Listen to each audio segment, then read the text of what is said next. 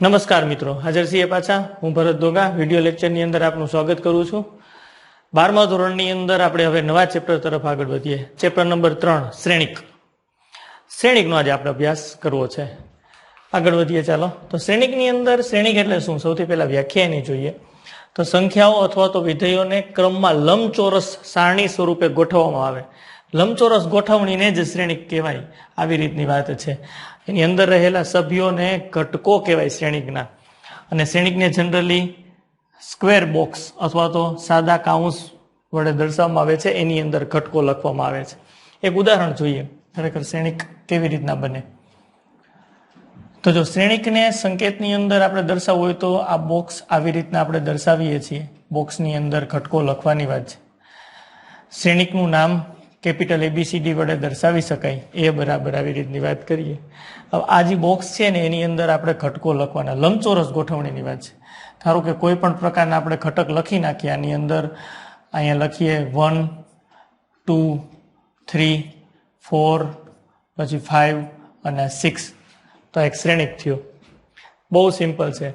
આ 1 2 3 4 કોઈ પણ સંખ્યાઓ છે. લઈ જો સ્પષ્ટ કીધું છે સંખ્યાઓ લેવાના અથવા તો વિધેયો. આપણે વિધેય ચેપ્ટર ભણ્યા છીએ 11મા ધોરણની અંદર. વિધેયથી જાણીએ છીએ f(x). સંખ્યા હોય તો ચાલે અને વિધેય હોય તો ચાલે. એને કોઈ પણ ક્રમની અંદર વિધેયોની ક્રમમાં લંબચોરસ ગોઠવણી કરવાની છે. આ લંબચોરસ આપણને દેખાય છે. લંબચોરસ ગોઠવણી. અને આ લંબચોરસ ગોઠવણીને જ શ્રેણિક કહેવાય. સંખ્યાઓ છે અથવા તો વિધેયોને શ્રેણિકના ઘટકો આ 1 2 3 4 5 6 આ ઘટકો કહેવાય અને શ્રેણિકના. આગળ વધીએ. આ સંખ્યાઓ અથવા તો વિધેયોને આવી રીતના અથવા તો આમ કાઉન્સની અંદર લખાય. અત્યારે મેં સ્ક્વેર બ્રેકેટની અંદર લખ્યું છે. સ્ક્વેર બ્રેકેટની અંદર લખ્યું એની જગ્યાએ જો કોઈ આને આમ લખે તોય ચાલે. 1 2 3 4 5 અને 6 લંબચોરસ ગોઠવણી છે સંખ્યાઓની. આવી રીતના લખે અથવા તો આવી રીતના લખે. જનરલી ટેક્સ્ટ બુકમાં મોટા ભાગે ઉપરનો સંકેત વપરાય છે અને આપણે ઉપરનો સંકેત જ વાપરશું. પણ કોઈ જગ્યાએ જો આવું લખ્યું હોય તો આની શ્રેણિક જ કહેવાય. બે એક જ સરખી વાત છે. નીચે એક ઉદાહરણ આપ્યું છે 1 2 5 7 -3 8. જો આ લંબચોરસ ગોઠવણી છે. આ જે છે એને પ્રથમ હાર કહેવાય. આ છે એને દ્વિતીય હાર કહેવાય. સેમ એ જ રીતે આ બે હાર આવેલી છે. આની અંદર આ પ્રથમ સ્તંભ, આ દ્વિતીય સ્તંભ અને આ તૃતીય સ્તંભ. આ રીતે વાત થઈ શકે. અહીં પણ મેં 2 હાર અને 3 સ્તંભ વાળો જ એક શ્રેણિક લખ્યો છે. હજી ઉદાહરણ આગળ વધારવું હોય તો આપણે આવું ઉદાહરણ લઈ શકીએ. ધારો કે એક બી નામનો શ્રેણિક આવો લખીએ. જોજો આપણે 1 2 5 7 પછી 3 2 1 8 આવી રીતના બનાવીએ. જો તો આ એક પ્રકારનો શ્રેણિક જ છે. આ શ્રેણિકનો સંકેત કર્યો છે. આ શ્રેણિક જ છે એક પ્રકારનો. આ લંબચોરસ ગોઠવણી સંખ્યાઓની કોઈ પણ પ્રકારની લંબચોરસ ગોઠવણી શ્રેણિક કહેવાય. બહુ સહેલી વાત છે. સંખ્યાઓની જગ્યાએ વિધેયો આપણે રાખી શકીએ અને આ બધા એના ઘટકો છે. શ્રેણિકને આ રીતે દર્શાવાય. એકદમ સહેલી વાત છે. આપણે ચેપ્ટર 3ની શરૂઆત કરી શ્રેણિક. તો મૂળભૂત શ્રેણિક એટલે શું? તો કે બીજું કાંઈ જ નહીં, સંખ્યાઓની લંબચોરસ ગોઠવણીને શ્રેણિક કહેવાય અને એને આ રીતે દર્શાવાય. હવે આપ જોઈ શકો છો અહીં કેટલા સ્તંભ છે. તો કે સ્તંભ આ પેલો સ્તંભ છે, આ બીજો સ્તંભ છે, આ સ્તંભની વાત છે. સ્તંભ હાર કેટલી છે? તો કે 1 2 3 અને 4. તો આ શ્રેણિક લખ્યો છે એની અંદર 4 હાર છે અને 2 સ્તંભ છે. આવી રીતની વાત છે. આ હાર છે, પેલી હાર, આ બીજી હાર, આ ત્રીજી હાર, આ ચોથી હાર. ટૂંકમાં તમને ઈચ્છા થાય એટલી તમે હાર રાખી શકો છો. ઈચ્છા થાય એટલા સ્તંભ રાખી શકો છો. લંબચોરસ ગોઠવણી કરવાની અને આ રીતે ગોઠવણી થાય એને શ્રેણિક કહેવાય. શ્રેણિકનું અર્થઘટન, શ્રેણિકની વ્યાખ્યા સંપૂર્ણ સમજાઈ ગયું. આગળ વધીએ. શ્રેણિકમાં હવે શું છે? તો એની કક્ષાની વાત આપણે કરવાની થશે. શ્રેણિકની કક્ષા. શ્રેણિકની કક્ષા કેવી રીતના નક્કી થઈ? તો કે જો શ્રેણિકમાં m હાર હોય અને n સ્તંભ હોય. આપણે કક્ષાની વાત કરવી છે. શ્રેણિકની અંદર m હાર છે, હારની સંખ્યા m છે અને સ્તંભ n છે. તો આ શ્રેણિકને m×n કક્ષાનો શ્રેણિક આપણે કહીશું. આ રીતે કક્ષા નક્કી થઈ. એક ઉદાહરણ લઈએ. અહીં તો ઉદાહરણ છે જ. એક ધારો કે હું ઉદાહરણ અહીં લઉં. આપણે એક ઉદાહરણ લખીએ. ધારો કે આ રીતનું હમણાં આપણે લખ્યું હતું એ જ રીતનું એક ઉદાહરણ લખીએ. 1 2 3 4 5 અને 6 આ શ્રેણિકની વાત કરી છે. આ શ્રેણિકની મારે કક્ષા નક્કી કરવી હોય, શ્રેણિકની કક્ષા કેટલી? આ શ્રેણિકની આપણે કક્ષા કેવી હોય તો કક્ષા કહી શકીએ. કક્ષા કેટલી થશે? કક્ષા ચાલો તો હાર કેટલી છે? હારની સંખ્યા કેટલી છે? જોઈ શકાય છે 2 હાર છે. હારની સંખ્યા 2. જો ખાસ જોજો, કક્ષાની અંદર સૌથી પહેલા એમ લખ્યું છે. એમ એટલે હારની સંખ્યા છે. કેટલા સ્તંભ છે તો આપ જોઈ શકો છો 1, 2 અને 3. 3 સ્તંભ આવેલા છે. તો આ શ્રેણિકની કક્ષા 2 × 3 થાય. સૌથી પહેલું છે ને એ હારની સંખ્યા દર્શાવે અને પાછળ જે લખ્યું છે એ સ્તંભની સંખ્યા દર્શાવે. કોઈ એમ કે આ શ્રેણિકની અંદર ઘટકો કેટલા છે? આપણને એવો ક્વેશ્ચન પૂછે, ઘટકો કેટલા છે? આ શ્રેણિકની અંદર ઘટકો કેટલા છે? કેટલા ઘટકો છે? ચાલો કયો જીને. તો આ શ્રેણિકની અંદર ઘટકો આપણને દેખાય છે 2 × 3 એટલે કે 6. આ બંનેનો ગુણાકાર કરો ને એટલા ઘટકો થાય. જો સિમ્પલ વાત છે. હવે 6 ઘટકો છે. તો બસ એ જ કોન્સેપ્ટ ઉપર આ બધી બાબત છે કે જો શ્રેણિકની અંદર એમ હાર અને n સ્તંભ હોય તો આવા શ્રેણિકને m × n કક્ષાનો શ્રેણિક કહેવાય. અને વ્યાપક રીતે m × n શ્રેણિકની લંબચોરસ સારણીને આ રીતે દર્શાવાય. A11, A12, A13, A1n એવી જ રીતના આખું. આ જો m × n, આની અંદર m હાર છે. જો આ પહેલી હાર, આ બીજી હાર, આ ત્રીજી હાર, આ mમી હાર અને n સ્તંભની વાત કરી છે. સ્તંભ છે ને એ n છે. આ પહેલો સ્તંભ છે, આ બીજો સ્તંભ છે, આ ત્રીજો સ્તંભ છે, એમાં nમો સ્તંભ છે. આ રીતે લખી શકાય. અને ટૂંકમાં લખવું હોય, એટલું બધું ન લખવું હોય તો એને આમે લખી શકાય Aij m × n. આવી રીતની વાત છે. આ સમજાય એવી વાત છે. એટલું મોટું કેવી રીતના લખાય? તો નાનકડું ઉદાહરણ તો આપણે લઈ જ શકીએ. શા માટે ન લઈ શકીએ? તો હું એક એવો શ્રેણિક લખું છું, ધારો કે A. એક એવો શ્રેણિક આપણે લખીએ છીએ નાનકડો. આની અંદર જુઓ, હવે ઘટકો મારે લખવા છે તો પેલો ઘટક લખું A11, બીજો ઘટક A12, A13, પછી જ રીતે લખું A21, નીચે લખું A22 અને A23. આ પ્રકારનો એક આપણે શ્રેણિક લખીએ છીએ. ચાલો આ પ્રકારનો એક શ્રેણિક લખીએ છીએ. શ્રેણિકની કક્ષા કેટલી છે આપ સૌ જાણો છો. એની અંદર 2 હાર છે અને 1, 2, 3 3 સ્તંભ છે. એટલે કક્ષા 2 × 3 અહીં સાઈડમાં લખી નાખો તો ચાલે. ઘટકો આપણને ખબર પડી જાય 3 × 2 6. સિમ્પલ વાત છે.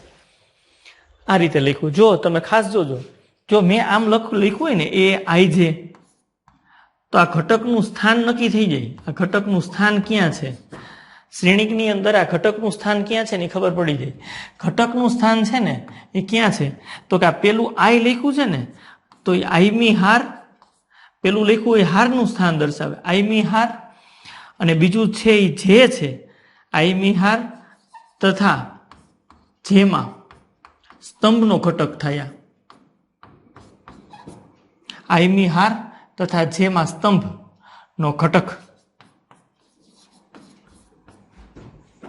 આઈમી હાર અને જેમાં સ્તંભનો ઘટક. હવે આ કેવી રીતના? જો અહીં હું આવું લખું, A23 લખું. A23 એટલે સૌથી પહેલા 2 દેખાય છે. એટલે આ ઘટક છે ને બીજી હારમાં હશે. જોઈ લઈ, આ પહેલી હાર ને બીજી હાર. હાલો બીજી હારની અંદર છે 2 આવે છે બધે. જો અને ત્રીજા સ્તંભની વાત છે. આ પહેલો સ્તંભ, બીજો સ્તંભ ને ત્રીજો સ્તંભ. તો આ સ્થાન દર્શાવ્યું. જો A23, તમે એનું સ્થાન જુઓ તો અહીંથી શરૂઆત કરવાની હોય. અહીંથી શરૂઆત કરવાની હોય. આપણે જોયું આ પ્રથમ હાર, પછી આ દ્વિતીય હાર. આ પ્રથમ હારની વાત છે, આ દ્વિતીય હારની વાત છે. પ્રથમ હાર, દ્વિતીય હાર. અહીં આપણે આજે જોઈએ છીએ પ્રથમ સ્તંભ છે. આ સ્તંભ છે, સ્તંભ પણ પ્રથમ, પહેલો સ્તંભ. આ દ્વિતીય સ્તંભ, આ તૃતીય સ્તંભ.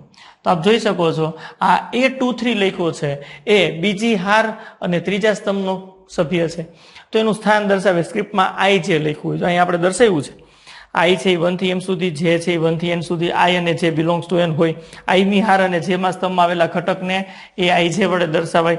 અને શ્રેણિકના કુલ ઘટકોની સંખ્યા m × n થાય, બંનેનો ગુણાકાર થાય. બહુ સિમ્પલ બાબત. છેલ્લા 2 મુદ્દા છે. અહીં આપણે જોઈ શકીએ, ધારો કે મેં આ 32 લખ્યું. આ 32 હું લખું A32 એટલે તમને ક્લિયર થઈ જાય. A32 એટલે 3 છે એટલે ત્રીજી હારમાં હશે અને પાછળ 2 છે એટલે બીજા સ્તંભમાં હશે. જોઈ લ્યો, આ પ્રથમ હાર, દ્વિતીય હાર, ત્રીજી હાર. ઓકે આવે છે. અને ત્રીજી હાર છે અને બીજો સ્તંભ તો જોઈ લો, પહેલો સ્તંભ અને બીજો સ્તંભ એટલે એનું સ્થાન એકદમ ફિક્સ છે, એટલે આ સાપેક્ષ લખ્યા છે. જો A1 A2 A3 સ્ક્રિપ્ટમાં સૌથી પહેલા 1 1 1 લખ્યું છે એટલે પહેલી હાર ઇન્ડિકેટ કરે છે, 2 1 2 2 2 3 એટલે બીજી હાર ઇન્ડિકેટ કરે છે. એવી જ રીતના સ્તંભની અંદર પાછળનો બીજો સ્ક્રિપ્ટ જુઓ તો 1 1 2 2 3 3 એટલે ઘટકોનું સ્થાન નક્કી કરી શકાય. કોઈ આપણને A5 4 કી એટલે તમને બધા જ ને ખબર પડી જાય એ ઘટક 5 4 એટલે પાંચમી હાર અને ચોથા સ્તંભનો ઘટક હશે, એનું સ્થાન તમે નક્કી કરી શકો. એટલે આ રીતે વાત છે. અને જો આવી રીતના સ્થાન નક્કી થતું હોય તો એને ટૂંકમાં આવી રીતના ન લખી શકાય. જો આજ મારે ગણ એ લખવો છે તો ગણ એને હું આવી રીતના લખી શકું. ગણ એ બરાબર હું સ્ક્રિપ્ટની અંદર લખું છું એ આઈ અને જે, અને અહીં હું લખી નાખું છું 2 ક્રોસ 3. તો આ અને આ બંને ઇક્વિવેલન્ટ વાત છે, સરખી વાત છે.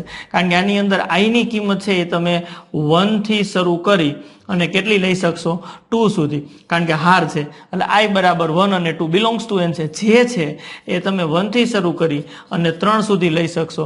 અને આને જ અમે તો ખોલો તો આ પ્રકારની જ વાત હોય. આટલું બધું ન લખવું હોય તો આમ ટૂંકમાં લખી શકાય. એ આઈ જે 2 ક્રોસ 3 નું અર્થઘટન આવું જ થાય. A11 A12 A13 A21 A22 A23 આ રીતે શ્રેણિક દર્શાવી શકાય અને કક્ષાની વાત છે. આગળ વધીએ. શ્રેણિકના પ્રકારો જોઈએ. અલગ અલગ પ્રકારના શ્રેણિક આપણને જોવા મળે છે. તો કયા કયા શ્રેણિકો છે એની વાત કરીએ તો શ્રેણિકના પ્રકારોની અંદર પહેલો જ પ્રકાર છે સ્તંભ શ્રેણિક. સ્તંભ શ્રેણિક જનરલી શ્રેણિકના પ્રકારો છે નામ એવા ગુણની વાત છે. સ્તંભ શ્રેણિક કેને કહેવાય કે એવો શ્રેણિક કે જેની અંદર એક અને માત્ર એક જ સ્તંભ હશે. જો એનું ઉદાહરણ દ્વારા આપણે સમજવાનો પ્રયત્ન કરીએ કે જેની અંદર એક અને માત્ર એક જ સ્તંભ હોય એવો તમે કોઈ અહીં શ્રેણિક લખાવો તો હું તો આવી રીતના લખું. આ શ્રેણિક કે જેની અંદર એક જ સ્તંભ છે A1 1 A1 1 લખ્યા પછી નીચે લખીએ A21 પછી નીચે લખીએ A31 હજી નીચે લખીએ A41. બસ આ રીતનું એક શ્રેણિક બનાવી. જો આની અંદર તમે હાર જુઓ તો 1 2 3 અને 4 ચાર હાર છે અને સ્તંભ જુઓ તો સ્તંભ એક જ સ્તંભ છે એટલે આની કક્ષા 4 ક્રોસ 1 આવી કક્ષા કહી શકાય. અને આ છે ને સ્તંભ શ્રેણિકનું ઉદાહરણ છે. વ્યાખ્યા જુઓ કે જે શ્રેણિકમાં માત્ર એક જ સ્તંભ હોય એવા શ્રેણિકને સ્તંભ શ્રેણિક કહેવાય. અને સ્તંભ શ્રેણિકની કક્ષા જોતી હોય તો આની કક્ષા 4 ક્રોસ 1 કોઈ 3 ક્રોસ 1 બનાવી શકે. વ્યાપક રીતે વાત કરવી હોય તો m ક્રોસ 1. અહીંયા 1 ફિક્સ છે કારણ કે એની અંદર સ્તંભ એક જ છે. પેલું હારની સંખ્યા દર્શાવે અને બીજું છે એ સ્તંભની સંખ્યા દર્શાવે. સ્તંભની સંખ્યા તમને બધાને દેખાય છે એક છે એનું અર્થઘટન કે એક જ સ્તંભ છે અને હાર છે એ એમ છે. હારની સંખ્યા એમ છે. અહીં મેં ઉદાહરણની અંદર હારની સંખ્યા 4 લીધી છે. આવી રીતની વાત છે અને એને સ્તંભ શ્રેણિક કહેવાય. નામ એવા ગુણ ખૂબ સહેલી વાત છે. બીજો પ્રકાર હાર શ્રેણિક. હવે આપ સૌ જાણો છો પણ એનું ઉદાહરણ લઈએ. હાર શ્રેણિક. હાર શ્રેણિકમાં શું થશે? એક જ હાર હશે. જે શ્રેણિકમાં માત્ર એક જ હાર હોય એ પ્રકારના શ્રેણિકને હાર શ્રેણિક કહેવાય. અને એની કક્ષા લખવી હોય તો 1 ક્રોસ n. આપ જાણો છો હારની સંખ્યા 1 અને સ્તંભ તો તમે ગમે એટલા રાખી શકશો n. આ પ્રકારની વાતો એને હાર શ્રેણિક કહેવાય. અને અહીંયા ઉદાહરણની અંદર હાર શ્રેણિક મારે દર્શાવવું હોય તો હું આમ ઇઝીલી દર્શાવી શકું.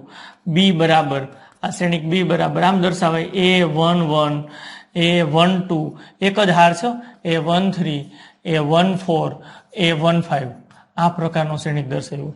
જો આની અંદર હાર કેટલી છે તો કે એક. સ્તંભ કેટલા છે તો કે 1 2 3 4 અને 5 5 સ્તંભ છે. આને હાર શ્રેણિક કહેવાય. એક જ હાર આવેલી હોય તો હાર શ્રેણિક કહેવાય. કક્ષા 1 ક્રોસ n કારણ કે હારની સંખ્યા તો 1 ફિક્સ હશે ને પાછળ સ્તંભની સંખ્યા તમને અનુકૂળ હોય એવી રાખી શકો. ચોરસ શ્રેણિક એના પછીનું ઉદાહરણ. ચોરસ શ્રેણિક. ચોરસ શ્રેણિક કેને કહેવાય? જેમાં હાર અને સ્તંભ બંનેની સભ્ય સંખ્યા બંનેની સંખ્યા સમાન હોય. જો જે શ્રેણિકમાં હારની સંખ્યા અને સ્તંભની સંખ્યા સમાન હોય એકદમ સરખી હોય તો એવા શ્રેણિકને ચોરસ શ્રેણિક કહેવાય. અને ચોરસ શ્રેણિકને આપણે દર્શાવવું હોય તો ધારો કે એક આવું ઉદાહરણ દઈ શકાય. જો આપણે અહીં ચોરસ શ્રેણિકનું એક ઉદાહરણ દઈએ છીએ A11 A12 A13 પછી એ જ રીતે આગળ A21 પછી A22 A23 A31 A32 અને A33 આ આપ જોઈ શકો છો. એની અંદર 3 હાર છે અને 3 સ્તંભ છે. તો આ શ્રેણિક એને ચોરસ શ્રેણિક કહેવાય. ચોરસ શ્રેણિક. જેમાં હાર અને સ્તંભની સંખ્યા સરખી હોય તો એને આપણે ચોરસ શ્રેણિક કહીશું. જો હારની સંખ્યા 3 છે, સ્તંભની સંખ્યા 3 છે, તો આવા શ્રેણિકને ચોરસ શ્રેણિક કહેવાય. બહુ સિમ્પલ વ્યાખ્યા છે. m બરાબર n. જો આ ચોરસ થયું તો ચોરસ છે એ લંબચોરસ છે. 10મા ધોરણની અંદર ભણી ગયા છે, થાય જ, કારણ કે લંબચોરસના બધા જ ગુણધર્મોનું પાલન થાય, એટલે વ્યાખ્યાનો ભંગ નથી થતો. એટલે જે સ્પેશિયલી પ્રકાર લીધો ચોરસ શ્રેણિક. ચોરસ શ્રેણિક કેને કહેવાય? એની અંદર આપણને સ્પષ્ટ ખબર પડે કે હારની સંખ્યા અને સ્તંભની સંખ્યા બંને સરખી હોય તો એને ચોરસ શ્રેણિક કહેવાય. વ્યાપક રીતે જો આની કક્ષા કેવી હોય તો મારે આમ કેવી પડે, n cross n. n cross n પ્રકારના શ્રેણિકને ચોરસ શ્રેણિક કહે છે. આ રીતે ચોરસ શ્રેણિકની વાત છે. આગળ વધીએ, ચાલો એના પછીના મુદ્દા તરફ આગળ વધીએ. એના પછી હજી પ્રકારો છે. એના પછી વિકર્ણ શ્રેણિક. તો ચોરસ શ્રેણિકને જ વિકર્ણ હોય. વિકર્ણ શ્રેણિક આપણે વાત કર્યા છે, તો ચોરસ શ્રેણિક માટેની જ વાત છે. જો અહીં સ્પષ્ટ લખ્યું છે કે ચોરસ શ્રેણિકની વાત છે. ચોરસ શ્રેણિક આપણે લેવાનો છે. એ ચોરસ શ્રેણિકની અંદર એના વિકર્ણ ઘટકો સિવાયના બધા જ ઘટકો શૂન્ય હોય, 0 હોય, તો બી ને વિકર્ણ શ્રેણિક કહે છે. આપણે વ્યાખ્યાયિત કરવું હોય તો જો બી આઈ જે n ક્રોસ n માં આઈ અને જે સરખા ન હોય તો બી આઈ જે 0 થાય તો બી ને વિકર્ણ શ્રેણિક આપણે કહીશું. અહીં બી એક ઉદાહરણ દ્વારા લખીએ. જો આપણે બી લખવો છે તો આ બી શ્રેણિક લખીએ. બી બરાબર B11 B12 B13 B21 B22 B23 B31 32 અને B33 આવું લીધું. આ ચોરસ શ્રેણિક છે, 3 ક્રોસ 3. હવે આપણે આ ચોરસ શ્રેણિક ને વિકર્ણ શ્રેણિક ક્યારે કહીશું તો એની અંદર સ્પષ્ટ લખ્યું. જો Bij બરાબર 0, I is not equal to છે.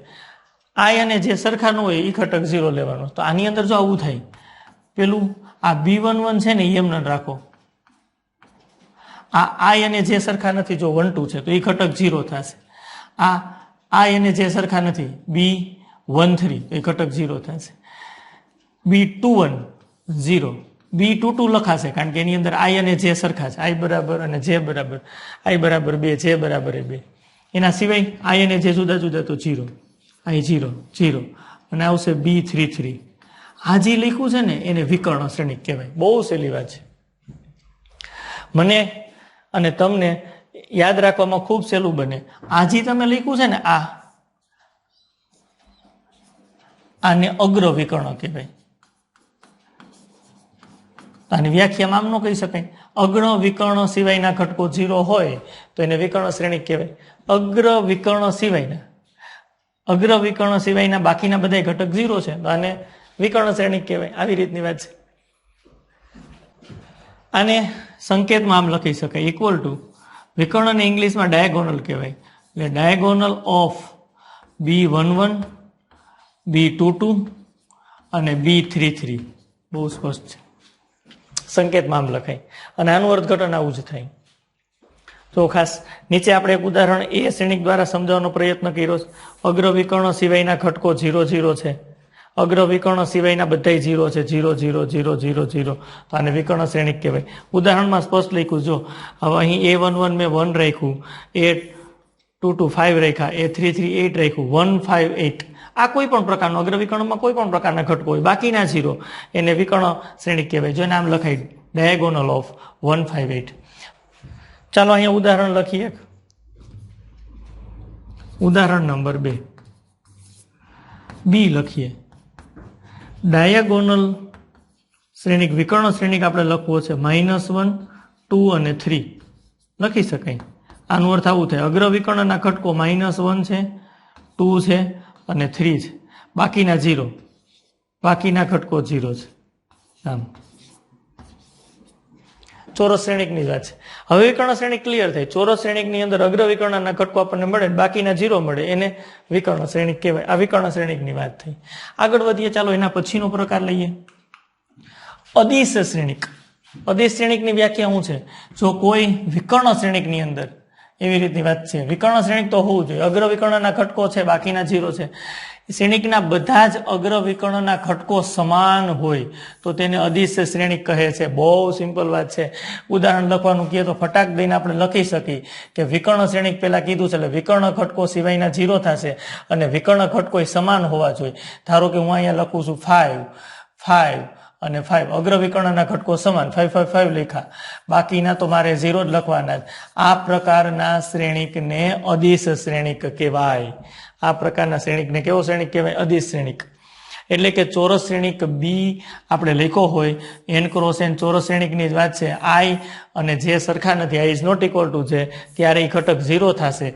I અને જે સરખા ન હોય ત્યારે 0 થશે અને I બરાબર જે હોય ત્યારે કોઈ પણ સંખ્યા અચળ k આવશે. તો આ રીતે શ્રેણિક બી બનાવો તો એને અદિશ શ્રેણિક કહેવાય. સ્પષ્ટ લખ્યું જો Bij બરાબર 0 થશે, I is not equal to 0 હોય તો, અને I બરાબર જે હોય ત્યારે k થાય, એટલે જ આપણે આમ લખી શકીએ 2 2 2 0 0 0. જો આ k ની વાત કરી છે ને બી આવી રીતના શ્રેણિકની વાત કરી છે. શું વાત કરી છે? તો કે I અને જે સરખા હશે ત્યારે k આવશે. તો અહીં સરખા હશે કારણ કે અહીં B1 1 પછી B2 2 સરખા હોય ત્યાં કે, પછી B3 3 સરખા હોય ત્યાં કે.